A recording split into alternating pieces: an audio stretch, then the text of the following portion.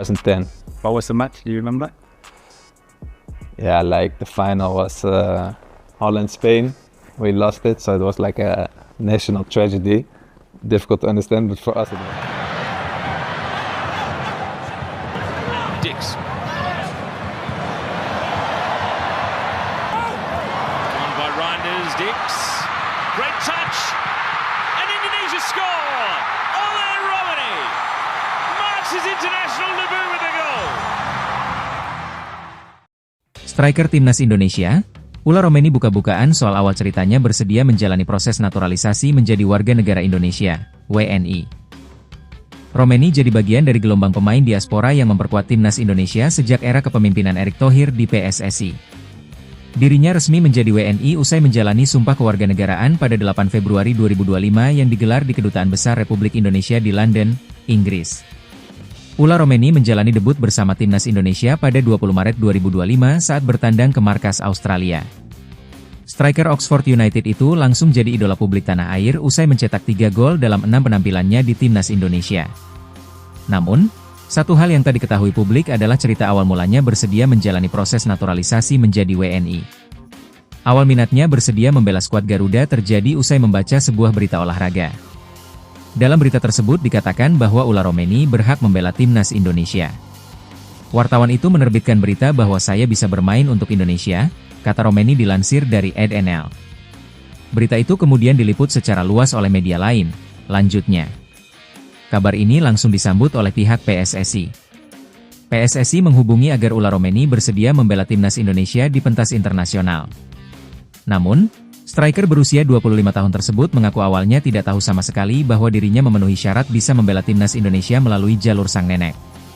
Karena itu, dia langsung bertanya kepada ibunya soal informasi lebih lanjut soal neneknya. Tak lama setelah itu, saya menerima telepon dari Asosiasi Sepak Bola Indonesia, PSSI, ujar Ula Romani. Tetapi jujur saja, saya bahkan tidak tahu bahwa saya memenuhi syarat untuk bermain bagi Indonesia. Saya harus bertanya kepada ibu terlebih dahulu soal detail lebih lanjut soal nenek, lanjutnya.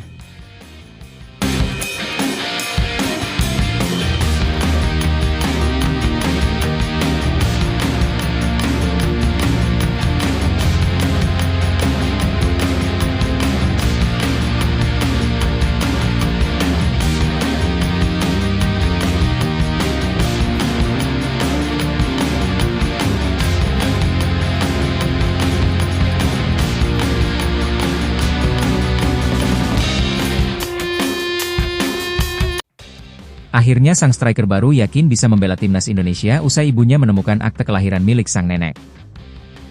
Memang benar sesuai temuan ibunya bahwa nenek Ula Romani lahir di Indonesia. Sebagai informasi, nenek Ula Romani bernama Helene Wilhelmina Romani lahir di Medan, Sumatera Utara, pada 2 April 1923. Sang nenek diakui oleh Romani memang sepanjang hidupnya merasa sebagai orang Indonesia di Belanda. Neneknya terus bercerita soal keindahan Indonesia kepada cucunya termasuk Ula Romani. Ibu saya menemukan bahwa nenek memiliki akta kelahiran Indonesia dan itulah mengapa saya bisa bermain untuk Indonesia, kenang Ula Romani. Saya tahu nenek terus merasa sebagai orang Indonesia di Belanda dan sangat memuji Sumatera. Saya harus bergantung pada cerita-ceritanya tentang Pulau Sumatera. Saya sendiri waktu itu belum pernah ke Indonesia, lanjutnya. Sang striker mengaku terkesima dengan atmosfer pertandingan Timnas Indonesia di Stadion Gelora Bung Karno yang diakui lebih besar dari Stadion De Kuip, Rotterdam. Pertandingan internasional pertama di Indonesia juga aneh, ujar Ula Romani. Suasananya seperti 3 kali lipat dari De Kuip. Saat saya mencetak gol melawan Bahrain, saya merasakan Stadion Gelora Bung Karno bergetar. Momen itu memberi saya perasaan yang tak terlukiskan. Energi yang dilepaskan sungguh luar biasa, imbuhnya. Pemecatan Patrick Kluivert dari kursi pelatih Timnas Indonesia beberapa bulan lalu rupanya masih menyisakan dampak. Berdasarkan keterangan resmi PSSI, mantan bintang Timnas Belanda era 1990-an itu diberhentikan pada Oktober 2025 setelah skuad Garuda gagal lolos ke Piala Dunia 2026 dan terhenti di ronde keempat kualifikasi. Kepergian mantan legenda klub AC Milan dan FC Barcelona tersebut ternyata cukup membekas kepada striker Timnas Indonesia, yakni Ula Romani. Melansir dari laman media asal Belanda, EDNL, Striker naturalisasi keturunan Belanda Indonesia tersebut mengaku cukup sedih atas pemecatan Patrick Kluivert dari kursi kepelatihan timnas Indonesia.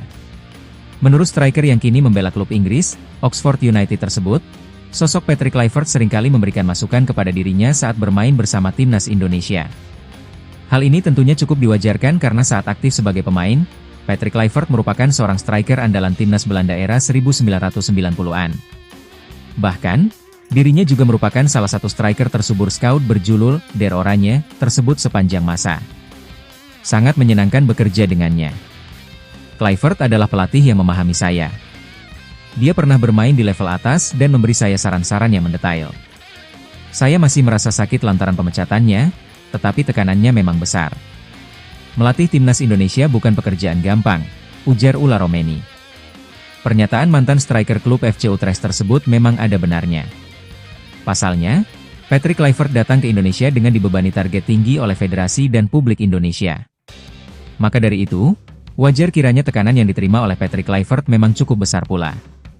Lalu, saat target tersebut tak bisa dipenuhi, maka risiko pemecatan sudah harus siap diterima oleh sang pelatih.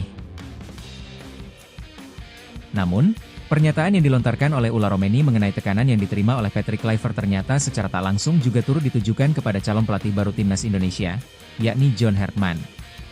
Mengapa demikian? Saat ini, nama John Hartman memang sudah hampir pasti menjadi pelatih baru timnas Indonesia meski belum diresmikan oleh PSSI. Namun, di balik rencana penunjukan John Hartman sebagai pelatih baru skuad Garuda Senior, tentunya ada ekspektasi yang turut menyertai langkah pelatih asal Inggris tersebut nantinya.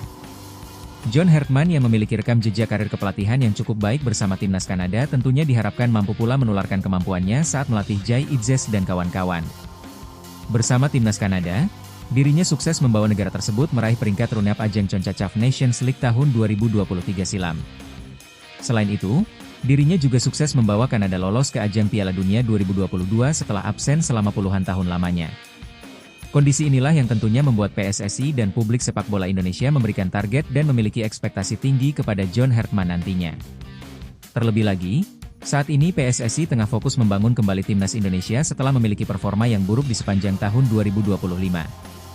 Jika nantinya menjadi pelatih timnas Indonesia, John Hartman pastinya akan dihadapkan dengan target utama, yakni lolos ke ajang Piala Dunia 2030 silam. Lalu, ada pula target meraih gelar juara ajang ASEAN Championship 2026 dan juga lolos ke babak 16 besar ajang Piala Asia 2027. Tentunya rentetan target tersebut memang dirasa cukup berat bagi seorang pelatih baru yang menangani sebuah tim nasional. Namun, berbekal rekam jejak karir yang cukup baik, John Hartman diprediksi mampu memenuhi setidaknya 50-60% dari target tersebut. Kini, kita akan menunggu bagaimanakah sepak terjang John Hartman bersama timnas Indonesia nantinya.